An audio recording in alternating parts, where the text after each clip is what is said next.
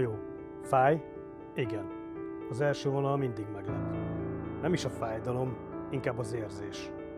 Olyan, mint amikor egy karcolás lassan odaköltözik a bőröd alá. De tudod mit? Pár perc után már nem is azon jár az agyad, hanem azon, hogy ez most történik. Most születik meg valami, ami csak a tiéd.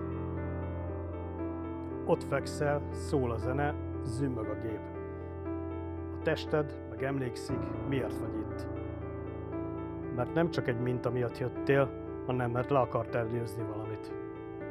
A félelmet, a halogatást, a saját határaidat.